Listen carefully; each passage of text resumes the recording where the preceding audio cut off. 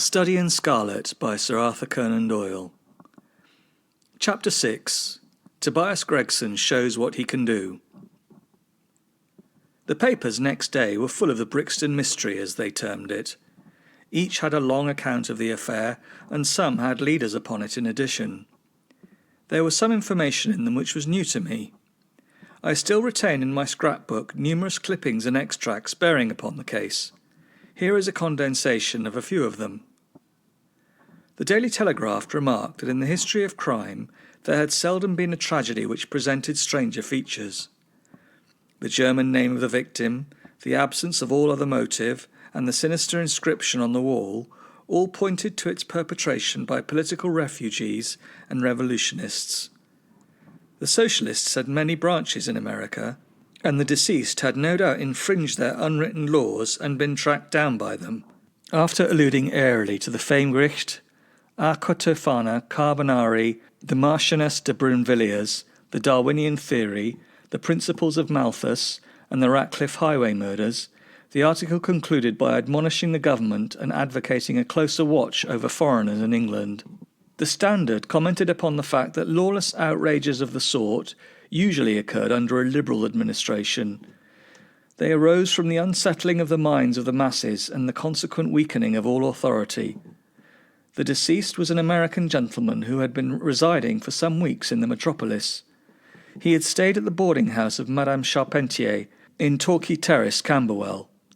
He was accompanied in his travels by his private secretary, Mr. Joseph Stangerson. The two bade adieu to their landlady upon Tuesday, the 4th, and departed to Euston Station with the avowed intention of catching the Liverpool express.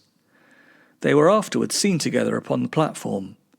Nothing more is known of them until Mr. Drebber's body was, as recorded, discovered in an empty house in the Brixton Road, many miles from Euston. How he came there, or how he met his fate, are questions which are still involved in mystery. Nothing is known of the whereabouts of Stangerson. We are glad to learn that Mr. Lestrade and Mr. Gregson of Scotland Yard are both engaged upon the case, and it is confidently anticipated that these well-known officers will speedily throw light upon the matter. The Daily News observed that there was no doubt as to the crime being a political one. The despotism and hatred of liberalism which animated the continental governments had the effect of driving to our shores a number of men who might have made excellent citizens were they not soured by the recollection of all that they had undergone. Among these men was a stringent code of honour, any infringement of which was punished by death. Every effort should be made to find the secretary Stangerson, and to ascertain some particulars of the habits of the deceased. A great step had been gained by the discovery of the address of the house at which he had boarded, a result which was entirely due to the acuteness and energy of Mr. Gregson of Scotland Yard. Sherlock Holmes and I read these notices over together at breakfast, and they appeared to afford him considerable amusement. "I told you that. Whatever happened, Lestrade and Gregson would be sure to score." "That depends on how it turns out." "Oh, bless you, it doesn't matter in the least. If the man is caught, it will be on account of their exertions. If he escapes, it will be in spite of their exertions. It's heads I win and tails you lose. Whatever they do, they will have followers. A fool always finds a bigger fool to admire him." "What on earth is this?" I cried, for at this moment there came the pattering of many steps in the hall and on the stairs, accompanied by audible expressions of disgust upon the part of our landlady. "It's the Baker Street Division of the Detective Police Force," said my companion gravely, and as he spoke there rushed into the room half a dozen of the dirtiest and most ragged street Arabs that I ever clapped eyes on. "Attention!" cried Holmes in a sharp tone, and the 6 dirty little scoundrels stood in a line like so many disreputable statuettes. "In future you shall send up Wiggins alone to report, and the rest of you must wait in the street. Have you found it, Wiggins?" "No, sir, we ain't," said one of the youths. "I hardly expected you would. You must keep on until you do. Here are your wages." He handed each of them a shilling. "Now off you go, and come back with a better report next time." He waved his hand, and they scampered away downstairs like so many rats, and we heard their shrill voices next moment in the street. "There's more work to be got out of one of those little beggars than out of a dozen of the force," Holmes remarked. "The mere sight of an official-looking person seals men's lips. These youngsters, however, go everywhere and hear everything. They are as sharp as needles, too. All they want is organisation. Is it on this Brixton case that you are employing them? I asked. Yes, there is a point that I wish to ascertain. It is merely a matter of time. Hello! We are going to hear some news now with a vengeance. Here is Gregson coming down the road with beatitude written upon every feature of his face. Bound for us, I know. Yes, he's stopping. There he is. There was a violent peal at the bell, and in a few seconds the fair-haired detective came up the stairs, 3 steps at a time, and burst into our sitting-room. My dear fellow, he cried, wringing Holmes's unresponsive hand. Congratulate me, I have made the whole thing as clear as day. A shade of anxiety seemed to me to cross my companion's expressive face. Do you mean that you are on the right track? He asked. The right track? Why, sir, we have the man under lock and key. And his name is? Arthur Charpentier, sub-lieutenant in Her Majesty's Navy, cried Gregson, pompously rubbing his fat hands and inflating his chest. Sherlock Holmes gave a sigh of relief and relaxed into a smile. Take a seat and try one of these cigars, he said. We are anxious to know how you managed it. Will you have some whisky and water? I don't mind if I do, the detective answered. The tremendous exertions which I have gone through during the last day or two have worn me out. Not so much bodily exertions, you understand, as a strain upon the mind. You will appreciate that, Mr. Sherlock Holmes, for we are both brain workers. You do me too much honour, said Holmes gravely. Let us hear how you arrived at this most gratifying result. The detective seated himself in the armchair and puffed complacently at his cigar. Then suddenly he slapped his thigh in a paroxysm of amusement. The fun of it is, he cried, that fool Lestrade, who thinks himself so smart, has gone off upon the wrong track altogether. He is after the secretary Stangerson, who had no more to do with it than the babe unborn. I have no doubt that he has caught him by this time. The idea tickled Gregson so much that he laughed until he choked. And how did you get your clue? I'll tell you all about it. The first difficulty which we had to contend with was the finding of this American's antecedents. Some people would have waited until their advertisements were answered, or until parties came forward and volunteered information. This is not Tobias Gregson's way of going to work. You remember the hat beside the dead man? Yes, said Holmes, by John Underwood and Sons, 129 Camberwell Road.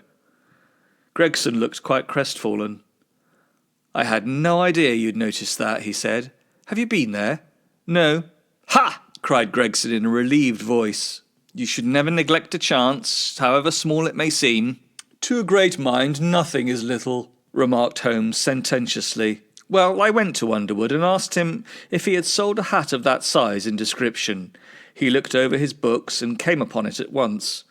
He had sent the hat to a Mr. Drebber, residing at Charpentier's boarding establishment, Torquay Terrace. Thus I got at his address. Smart, very smart, murmured Sherlock Holmes. I next called upon Madame Charpentier, continued the detective. I found her very pale and distressed. Her daughter was in the room too, an uncommonly fine girl she is too. She was looking red about the eyes, and her lips trembled as I spoke to her. That didn't escape my notice. I began to smell a rat. You know the feeling, Mr. Sherlock Holmes, when you come upon the right scent, a kind of thrill in your nerves. Have you heard of the mysterious death of your late boarder, Mr. Enoch J. Drebber of Cleveland? I asked. The mother nodded. She didn't seem to be able to get out a word. The daughter burst into tears. I felt more than ever that these people knew something of the matter. At what o'clock did Mr. Drebber leave your house for the train? I asked. At 8 o'clock, she said, gulping in her throat to keep down her agitation. His secretary, Mr. Stangerson, said that there were 2 trains, one at 9:15 and one at 11. He was to catch the first. And was that the last you saw of him? A terrible change came over the woman's face as I asked the question. Her features turned perfectly livid. It was some seconds before she could get out the single word, yes, and when it did come out, it was in a husky, unnatural tone. There was silence for a moment, and then the daughter spoke in a calm, clear voice. No good can ever come from a falsehood, mother, she said. Let us be frank with this gentleman. We did see Mr. Drebber again. God forgive you, cried Madame Charpentier, throwing up her hands and sinking back into her chair. You have murdered your brother!" "Arthur would rather that we spoke the truth," the girl answered firmly. "You had best tell me all about it now," I said. "Half confidences are worse than none. Besides, you do not know how much we know of it." "On your head be it, Alice," cried her mother, and then turning to me, "I will tell you all, sir. Do not imagine that my agitation on behalf of my son arises from any fear, lest he should have had a hand in this terrible affair. He is utterly innocent of it. My dread is, however, that in your eyes and in the eyes of others he may appear to be compromised. That, however, is surely impossible. His high character, his profession, his antecedents would all forbid it." "The best way is to make a clean breast of all the facts," I answered. "Depend upon it, if your son is innocent, he will be none the worse." "Perhaps, Alice, you had better leave us together," she said, and her daughter withdrew. "Now, sir," she continued, "I had no intention of telling you all this, but since my poor daughter has disclosed it, I have no alternative. Having once decided to speak, I will tell you all without omitting any particular." "It is your wisest course," said I. "Mr. Drebber has been with us nearly 3 weeks. He and his secretary, Mr. Stangerson, had been travelling on the continent. I noticed a Copenhagen label upon each of their trunks, showing that that had been their last stopping place. Stangerson was a quiet, reserved man, but his employer, I am sorry to say, was far otherwise. He was coarse in his habits and brutish in his ways. The very night of his arrival he became very much the worse for drink, and, indeed, after 12 o'clock in the day he could hardly ever be said to be sober. His manners towards the maidservants were disgustingly free and familiar. Worst of all, he speedily assumed the same attitude towards my daughter Alice, and spoke to her more than once in a way which, fortunately, she is too innocent to understand. On one occasion he actually seized her in his arms and embraced her, an outrage which caused his own secretary to reproach him for his unmanly conduct. "But why did you stand all this?" I asked. "I suppose that you can get rid of your boarders when you wish." Mrs. Charpentier blushed with my pertinent question. "Would to God that I had given him notice on the very day that he came," she said. "But it was a sore temptation. They were paying £1 a day each, £14 a week, and this is the slack season. I am a widow, and my boy in the Navy has cost me very much. I grudged to lose the money. I acted for the best. This last was too much, however, and I gave him notice to leave on account of it. That was the reason of his going." "Well?" "My heart grew light when I saw him drive away. My son is on leave just now, but I did not tell him anything of all this, for his temper is violent, and he is passionately fond of his sister. When I closed the door behind them, a load seemed to be lifted from my mind. Alas, in less than an hour there was a ring at the bell, and I learned that Mr. Drebber had returned. He was much excited and evidently the worse for drink.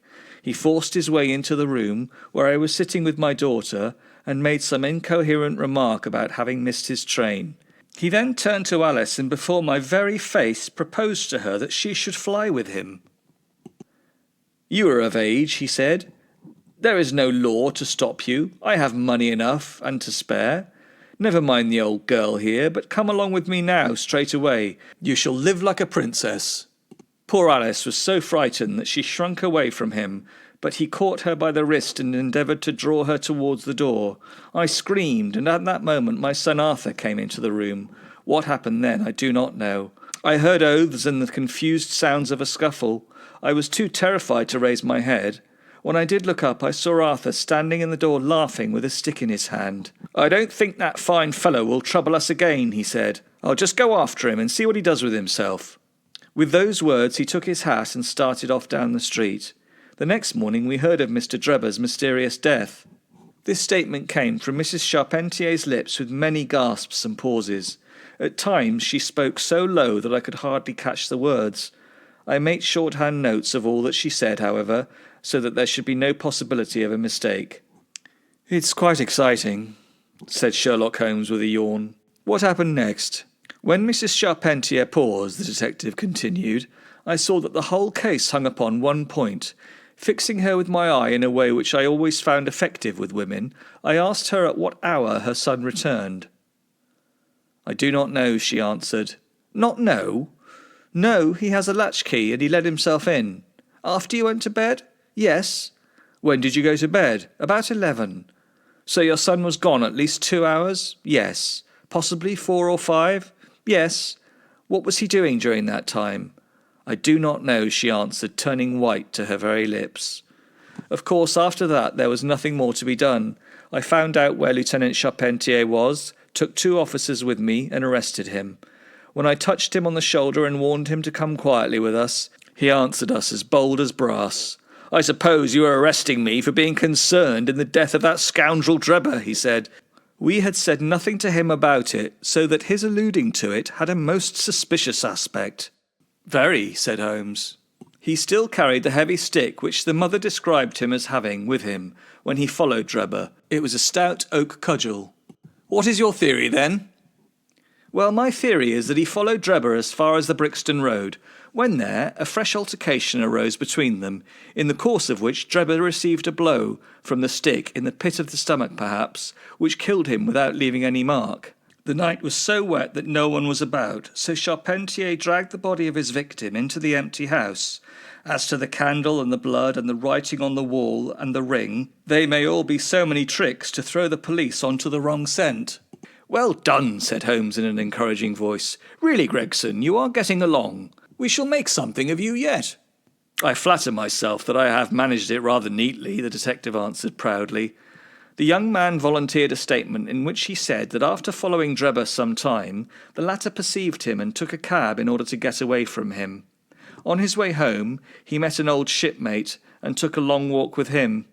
On being asked where this old shipmate lived, he was unable to give any satisfactory reply. I think the whole case fits together uncommonly well. What amuses me is to think of Lestrade, who had started off upon the wrong scent. I am afraid he won't make much of it. Why, by Jove, here's the very man himself. It was indeed Lestrade who had ascended the stairs while we were talking, and who now entered the room. The assuredness and jauntiness which generally marked his demeanour and dress were, however, wanting. His face was disturbed and troubled, while his clothes were disarranged and untidy. He had evidently come with the intention of consulting with Sherlock Holmes, for on perceiving his colleague he appeared to be embarrassed and put out. He stood in the centre of the room, fumbling nervously with his hat and uncertain what to do. "This is a most extraordinary case," he said at last, "a most incomprehensible affair." "Ah, you find it so, Mr. Lestrade," cried Gregson triumphantly. "I thought you would come to that conclusion. Have you managed to find the secretary, Mr. Joseph Stangerson?" "The secretary, Mr. Joseph Stangerson," said Lestrade gravely, "was murdered at Halliday's private hotel about 6 o'clock this morning."